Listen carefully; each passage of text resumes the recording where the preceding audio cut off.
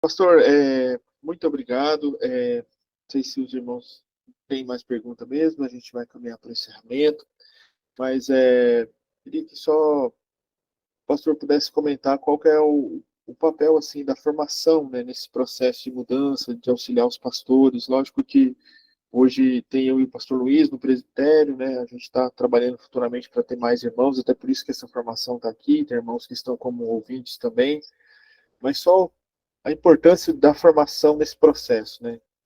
A nossa formação aqui, ela é porque ninguém se torna um pastor quando recebe um título de pastor, certo? Aqueles que se tornam pastores, eles já pastoreiam. Eles já estão pastoreando a igreja. Eles já estão ensinando a igreja. Quando a gente impõe as mãos sobre alguém, a gente está reconhecendo o serviço que aquela pessoa já tem prestado. Não é como se alguém dissesse assim, não, a partir do momento que alguém impôs as mãos sobre mim, agora eu vou ser um pastor. Não, meu irmão, isso aqui é a nossa vocação. Se é vocação, acabou. Acabou. Se a igreja não tivesse imposto a mão, eu ia continuar ensinando na igreja, ia continuar servindo a igreja, ia continuar fazendo. Não foi aquele título que me fez pastor, mas eu amo servir a igreja. Então, o nosso grupo de formação é um grupo que já exerce, ainda no contexto, embora sem o título, mas nós vemos eles como pessoas que estão desempenhando o exercício pastoral na igreja. Então, nós instruímos as pessoas de formação, elas cuidam de outras pessoas, eu escalo elas para ensinar nos seminários, elas precisam estar nas atividades da igreja, nas assembleias da igreja, elas precisam estar reunidas para oração junto com os presbíteros antes do culto. Então, elas têm responsabilidades e o grupo de formação tem sido uma bênção na nossa igreja, viu, Anderson?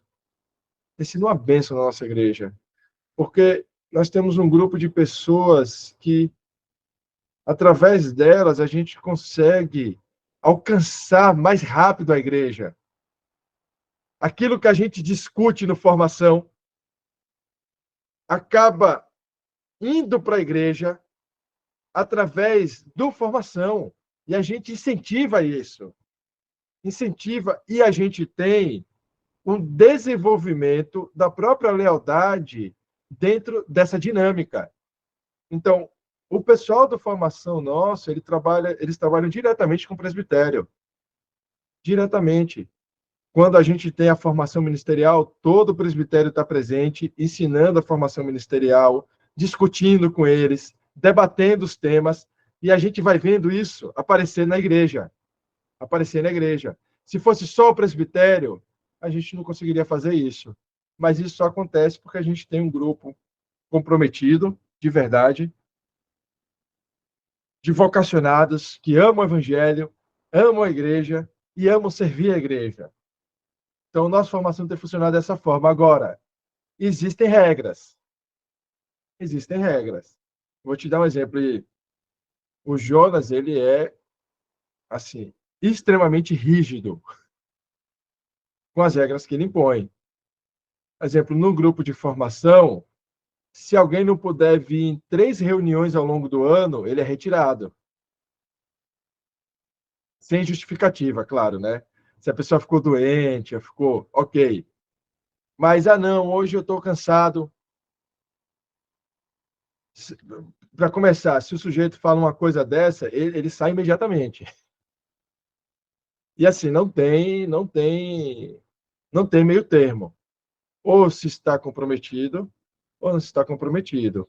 Porque, como eu disse anteriormente, é um privilégio servir a igreja. E se a gente não entende isso como um privilégio, a nível de se comprometer seriamente com isso, é melhor a gente fazer outra coisa. Porque não dá para brincar de ser pastor. Não dá para ser meio pastor. Não tem meio pastor. Não importa se você trabalha exclusivamente na igreja ou você tem um trabalho que precisa, você está fazendo tendas. E você precisa de um outro trabalho para sustentar. Um pastor é um pastor, meu irmão. Simples assim. Com mais tempo, com menos tempo, ele é um pastor. Então, se você não ama a igreja a ponto de se comprometer com um serviço fiel a essa igreja, é melhor você fazer outra coisa. É melhor você fazer outra coisa, porque a nossa experiência é de tentar lidar com pessoas que são realmente vocacionadas, e esses vocacionados têm exercido o trabalho pastoral na igreja e tem sido uma bênção para a igreja. A igreja reconhece eles e isso faz, Anderson, com que, quando eles são indicados para a igreja já conhece o trabalho deles. Eles já estão trabalhando na igreja, já estão envolvidos com a membresia, eles já estão cuidando de pessoas, eles estão ensinando na nossa escola bíblica, eles estão dirigindo o culto, eles estão orando na igreja. Então, quando a gente indica alguém, a igreja já conhece. A igreja já conhece. Não é alguém que a igreja vai precisar avaliar, alguém que a igreja está avaliando há 2 anos, porque está servindo a igreja. Entende?